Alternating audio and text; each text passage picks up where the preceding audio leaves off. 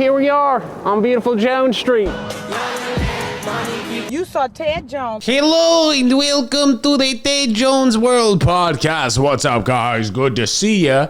Through the lens. Welcome to the apartment/studio. It's hurricane season, and if you guys have listened to a podcast episode within like the last probably month or so, you know that I was in Tampa Bay, Florida, doing stand-up comedy there like 10 days ago, and it's just insane that every single year there's something drastic that happens in the southern part of the country. As I'm recording this, it's Tuesday right now, so unfortunately I don't have the full 411 on if there has been a lot of damage caused to Tampa as you guys are listening to this, but I imagine, given that as we are recording this, it is a Category 5 hurricane, which means that the winds are going to be up to like 180 miles an hour. It's insane.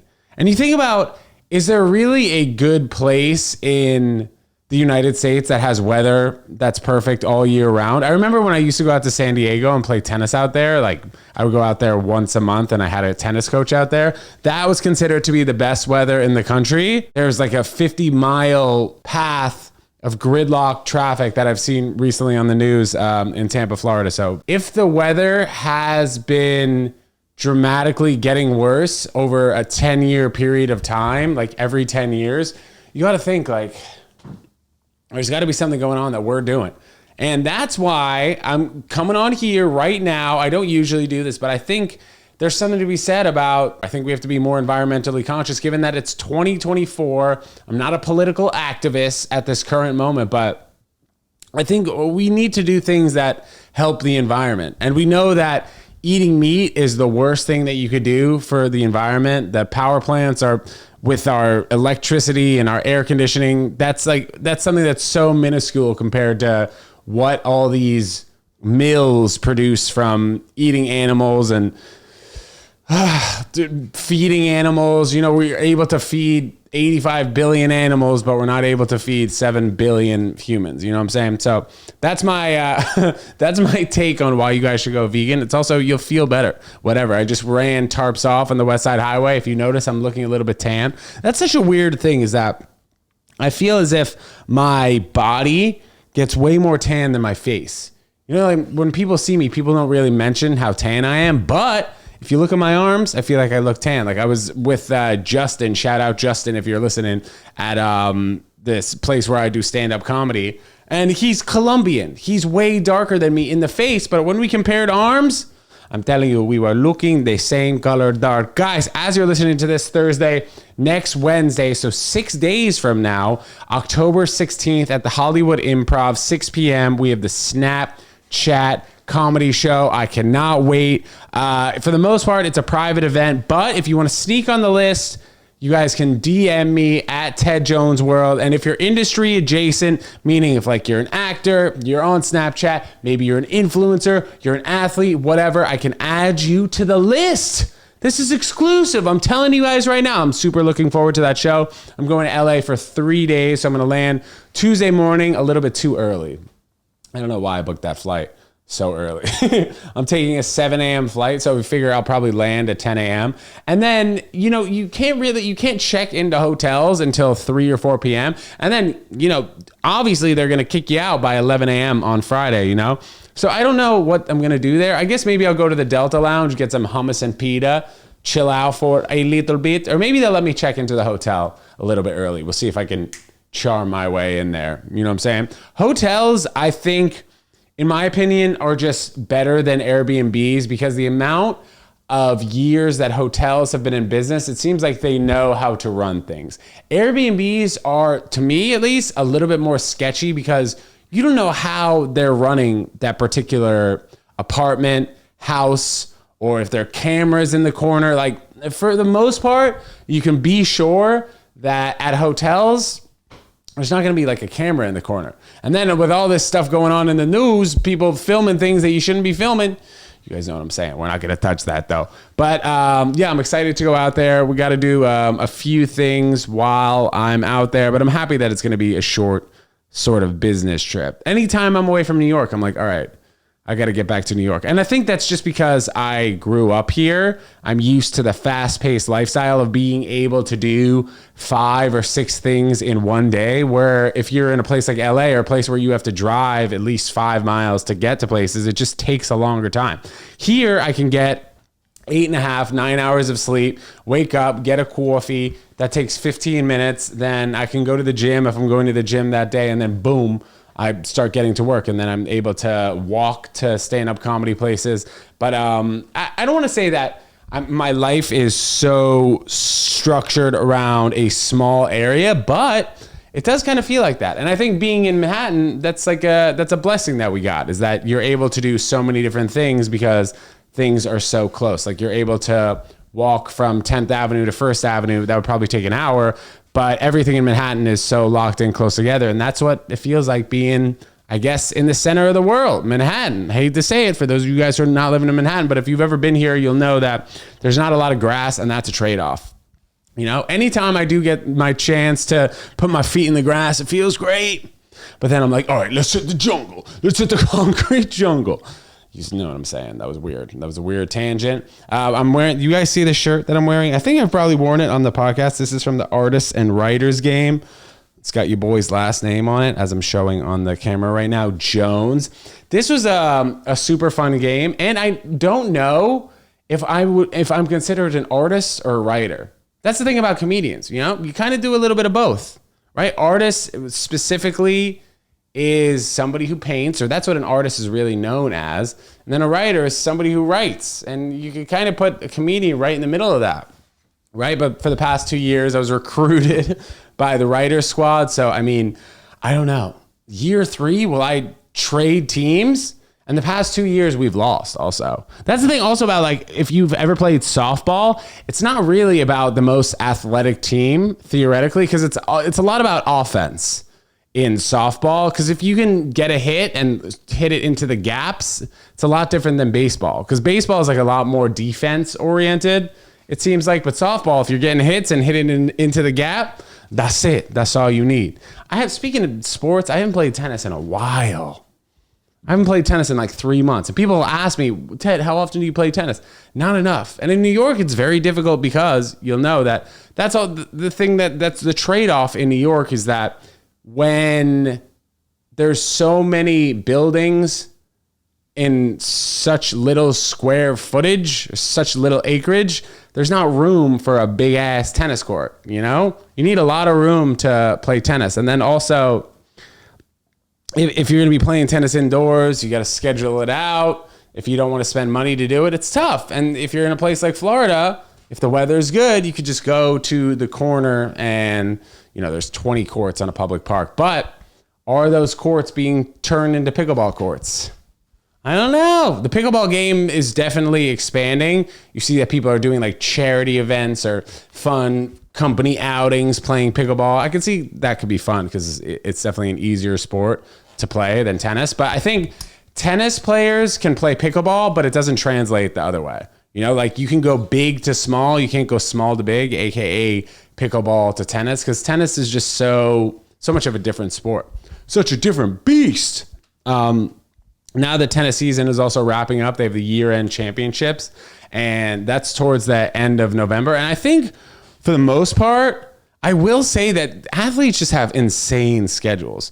I'd say it goes baseball, in no particular order, by the way, baseball, tennis, and golf. I would say probably baseball has the number 1 hardest schedule, then maybe tennis, then golf. But financially and for the stress level, it's got to be tennis players number 1, because there are mandatory events, as I'm using quotation marks here, that tennis players have to play in order to qualify for the year-end championships. So at the bare minimum, even if you're top 10 in the world, you have to be traveling like 28 weeks out of the year, which is kind of a lot. And then also being a baseball player, you know, you're playing 162 games and then plus the playoffs. That's like 9 months, bruh.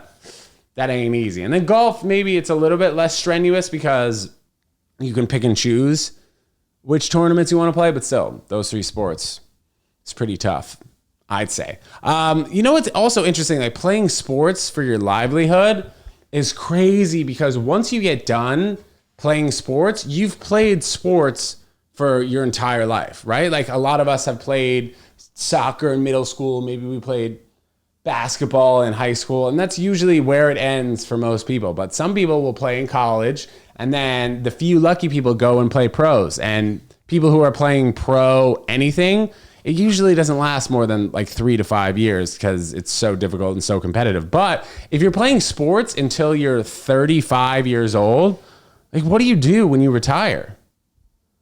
That's an interesting concept.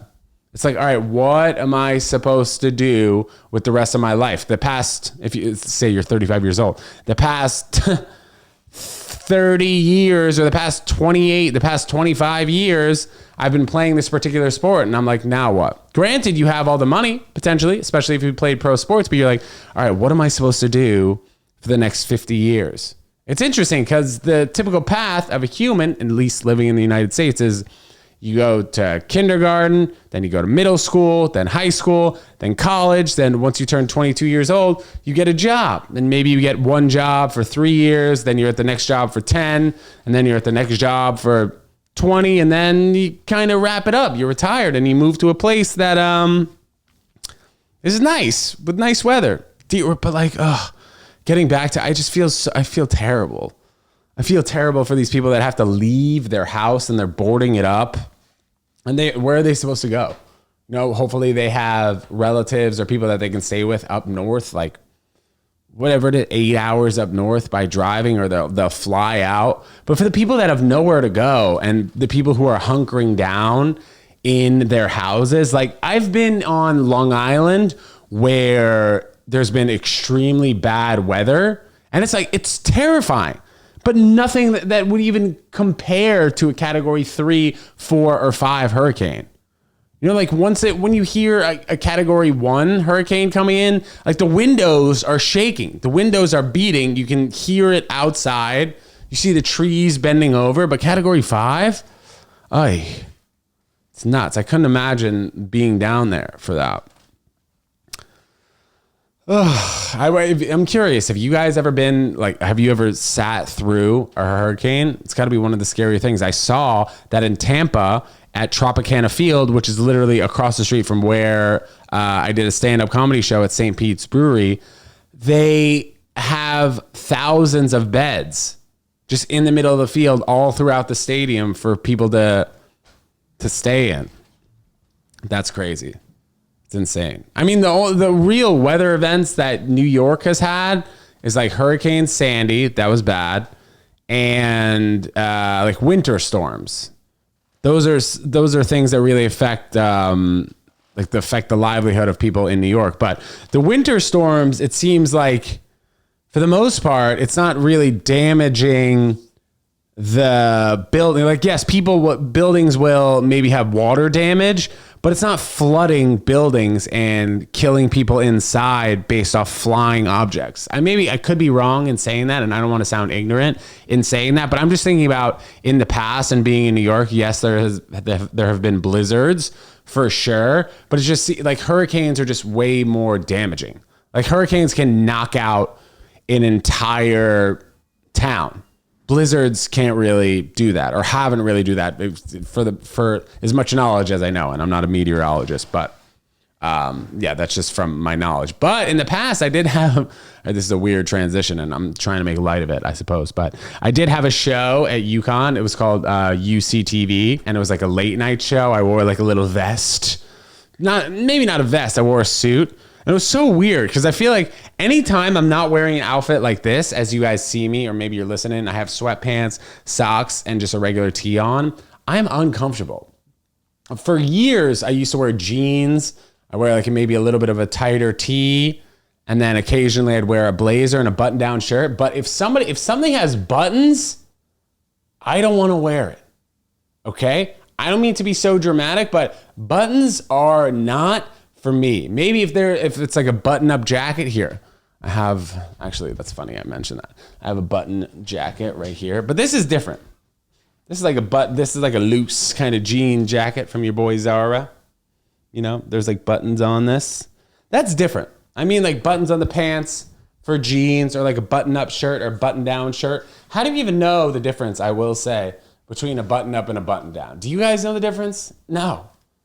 I know that there is a definition if you look at this online, but for me, it's all the same. That both of them are comfortable. You know, like when I go to a temple for Yom Kippur this weekend, I'm wearing a button down and jeans. I need some sweatpants that look like jeans. So if there are any sponsors out there that have sweatpants that look like jeans, send them on over. Ted at tedjonesworld.com. That's what I need. But in order for me to be comfortable, I feel like I need to feel comfortable. Interesting. You know, there's definitely something to be said that like if you look great, you feel great, that too. But I think that there's like a limit. Like I'm not going to wear a suit when I'm on stage doing stand-up. Or maybe, you know what, I've never done it before. Actually, that's not true. Like the first time I ever did stand-up comedy, that's what I did. I came from a real estate event, and then shout out to the bros at Fat Baby who ran a great show down on the Lower East Side. They put me up and I did 5 minutes and I was so drunk. And I was wearing a suit on stage. I was literally wearing a tie and a full blue suit. Yeah, that's crazy. That was like the first time I ever did a stand-up comedy show, and I was wasted. But now, look at that. Now, both of those things I don't do anymore. I don't wear a suit on stage, and I don't drink before I go on stage. For the most part, I know how, like, what makes me feel comfortable before I go on stage. Like, for example, this Snapchat comedy show that's coming up Wednesday, October 16th. I know that for the entire day leading up to it, I'm not going to eat. I'm only going to eat after. So the show is till like 8 p.m. I'll have a huge dinner afterwards where if I end up going out to dinner or I end up just eating something, it's going to be a huge meal just because I feel as if I am sharper if I don't eat before I need to really do my brain thinking.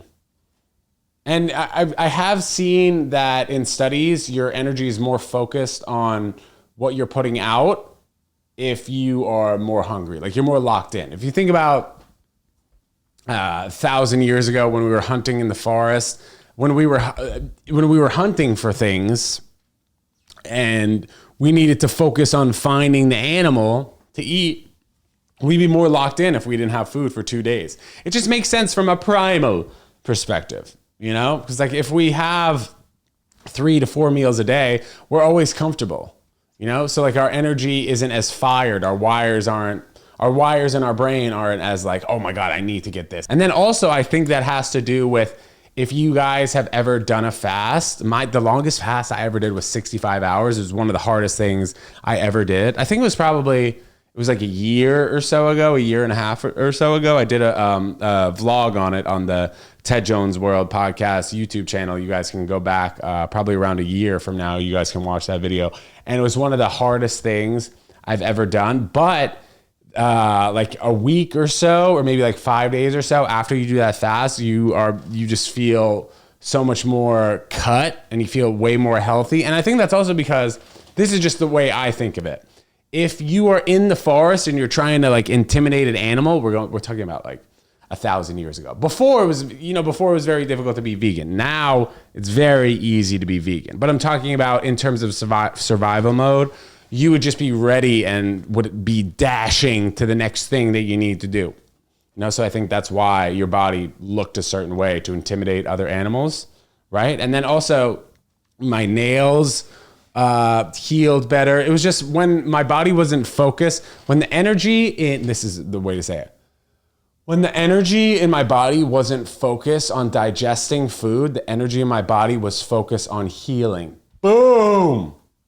Boom. And then there have been so many studies that have shown that cancer has been reversed by people fasting for a number of days. But then again, I'm not a scientist, but there have been a lot of studies on that and plant-based diets, just making you healthier. And if you look at the ingredients in so many American foods compared to foods that are processed in Europe, the exact same thing, you'll see that Fruit Loops in Europe are not the same color as Fruit Loops in America, Skittles in Europe and Coke in Europe and everything in Europe. There are foods and food dyes that are banned in other countries that are all good in America, which is a crazy thing to think about. Like a company that makes billions of dollars will make different kind of foods for different countries. Like the fries in America have way more ingredients in McDonald's than they do in Europe. That's like a crazy thing. You know, you figure like if you go to McDonald's in Europe, you're getting a different meal, and it's the same company, right? But like if you get a black coffee in Starbucks in Europe and you get a black coffee Starbucks in America, it's the same thing because there's no additional ingredients. And people ask me, Ted, well, what am I supposed to do if I'm trying to go vegan?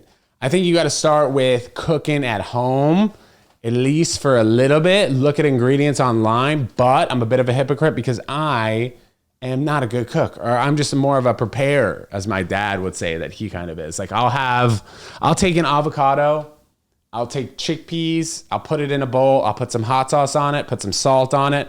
That's really it. That's basic. And I know if you're going from preservatives to doing something like that, it's a lot more difficult for your taste buds. You guys might not like it, but I'll eat that. I'll eat any snacks that doesn't have milk, eggs, or milk fat in it. Like anything that is vegan, I'll eat and I try. And I eat a lot of replacement meals. I'll have falafel, I'll have rice, tomato, onions, anything that's like a whole food, I'll eat. So I love how I'm ending this on a on a vegan rant. But it's a lot more easy to be vegan in 2024, approaching 2025 than it was 10 years ago. And I think more people are becoming plant-based because we realize that a lot of the ingredients that are put in our food are put there because it makes us crave those additives again to keep purchasing the things that we shouldn't be putting in our body in general, right? Like people know you shouldn't be drinking a 20-ounce Diet Coke or a 20-ounce Coca-Cola, or not just singling them out, or a 20-ounce soda every single day, right? We kind of know that already. But then people might not know that the lean chicken that they're eating from the grocery store isn't actually lean. And there's so many different terms and so many different things that the food industry puts out that can really mess you up. You know, like grass-fed beef. Like there's no cows that are in the field chilling and just eating the grass. Maybe there are on a extremely private farm in a place like North Carolina where there are 50 cows and they have room to walk around. But for the most part, grass-fed cows, they just dump an insane amount of grass into a cow pit and then they're just eating it while they're getting milked. You know what I'm saying? So I think we got to think for ourselves, and we got to realize that we're living in a time where cash is king. And that's why also it's going to be so difficult, especially after this hurricane that hit the United States. It's like, what do we even know about insurance anymore? Is insurance really going to help the homes of all the people who have been affected by this hurricane, Hurricane Milton? We don't know. So I know a lot of people who have homes in Florida. It's like, why even get insurance if it's going to be outrageously expensive? It might make more sense to not even get insurance. Flood insurance, hurricane insurance, and in the north, insurance levels are less, obviously because of the natural disasters, but there's still a lot to be said. You know, insurance used to be a crazy good business back 25 years ago. I don't know much about the insurance business, but I can imagine now it's being affected by all the weather instances and things that are shaping all over our country. All right, guys. Well, this was a rant and just things that I was thinking about. But then again, if this is the first time you guys are listening to the Ted Jones World podcast, thanks so much for tuning in. I might buzz my hair soon, but I feel like this like every third day. So we'll see what happens because I only get like 2 haircuts a year. But I do perform stand-up comedy every single night in New York City. If you guys want to know where or you're interested, check out my Instagram. I do post on there pretty frequently. We're doing like 10 to 12 to 14 sets every single week. That's averaging to like 2 a night. But I would love to see you guys out there. Okay? Thanks so much for the love and support. And thank you always for listening. We'll see you next time. Peace.